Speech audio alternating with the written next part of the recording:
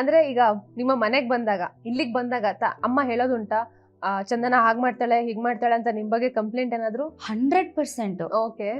ನಾನು ಕಣ್ಕೊಂಡು ಬಿಡ್ತಾ ಇರ್ತೀನಿ, ಸ್ವಲ್ಪನಾದ್ರು ಮರ್ಯಾದೆ ಉಳಿಸೋ ಮನೆಯಲ್ಲಿ ಅಂತ. ಸ್ಟಾರ್ಟ್ ಮಾಡ್ತಾರೆ, ಬಿಡೋದೇ ಇಲ್ಲ.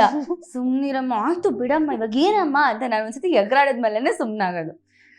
ಬಂದ ತಕ್ಷಣ ಒಂದೊಂದು ಕಂಪ್ಲೇಂಟ್ ಬಾಕ್ಸೇ ಓಪನ್ ಆಗುತ್ತೆ. ತವ್ರ ಮನೆಗೆ ಹೋದ್ ಕೂಡ್ಲೆ ವಿಶೇಷ ಏನು ರಾಜಾತಿಥ್ಯ ಎಲ್ಲ ಇರುತ್ತಾ? ಊಟ ತಿಂಡಿ ಮಕ ಏನು ಇರಲ್ಲ, ನೀನೇ ಮಾಡ್ಕೊಂಡು ನನ್ಗೆ ಅಂತಾರೆ. ಅಲ್ಲ ಪಾಪ ಮಾಡ್ಕೊಡ್ತಾರೆ, ಏನಾದ್ರು ಗೊಜ್ಜು ಆ ಥರದ್ದೆಲ್ಲ. ನಂಗೆ ಗೊಜ್ಜುಗಳಂದ್ರೆ ತುಂಬಾ ಇಷ್ಟ. ಸೊ ಅಮ್ಮ ಮಾಡೋದು ಅನ್ನ ಸಾರು, ಸಾರು ಹುಳಿ ಗೊಜ್ಜುಗಳು ಅಂದರೆ ತುಂಬ ಇಷ್ಟ. ಏನಾದರೂ ಮಾಡಿದರೆ ಕರೀತಾರೆ ನನಗೆ, ಬೆಳಗ್ಗೆ ಬಂದು ಇಸ್ಕೊಂಡು ಹೋಗು ಅಂತ. ನಾನು ಶೂಟಿಗೆ ಹೋಗ್ತಾ ಒಂದು ಬಾಕ್ಸ್ ಏನಾದ್ರು ಇಸ್ಕೊಂಡು ಹೋಗ್ತೀನಿ, ಇಲ್ಲ ಶೂಟ್ ಮುಗಿಸ್ಕೊಂಡು ಏನಾದ್ರು ತೊಗೊಂಡು ಬರ್ತೀನಿ.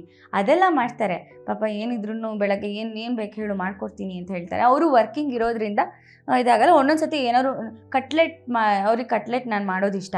ಅದಕ್ಕೆ ಮನೆಗೆ ಬಂದು ಯಾವ ಥರ ಕಟ್ಲೆಟ್ ಮಾಡಿಕೊಡು ಅಂತ ಕೇಳಿದರು ಮೊನ್ನೆ ರೀಸೆಂಟಾಗೆ. ಇಲ್ಲೇ ಮಾಡ್ಬಿಟ್ಟು ಕರೆದೆ, ಬಾ ಇಲ್ಲೇ ಬಾ ತಿನ್ಕೊಂಡು ಹೋಗು ಅಂತ. ಸೊ ಆ ಥರದ್ದಾಗುತ್ತೆ. ಬಟ್ ರಾಜಾತೀರ್ಥ ಅದೆಲ್ಲ ಇಲ್ಲ, ನಾರ್ಮಲ್ ಅಷ್ಟೇ, ಏನು ಅಷ್ಟೆಲ್ಲ ಡಿಫ್ರೆನ್ಸ್ ಇಲ್ಲ. ಅಮ್ಮ ಮನೆ ಹತ್ರ ಇದೆ ನಿಮ್ಮ ಮನೆಗೆ? ತುಂಬಾ ಹತ್ರ. ಗಂಡನ ಆಫೀಸ್ ಕೂಡ ಹತ್ರ ಇದೆ. ತುಂಬಾ ಅಡ್ವಾಂಟೇಜ್ ಡಿಸ್ಅಡ್ವಾಂಟೇಜ್? ಇಲ್ಲ, ಅಡ್ವಾಂಟೇಜೇ. ನಮ್ಮಮ್ಮ ನೋಡ್ಬೇಕು ಅಂದ್ರೆ ಸೀದಾ ಗಾಡಿ ಎತ್ಕೊಂಡು ಹೋಗ್ಬಿಡ್ತೀನಿ.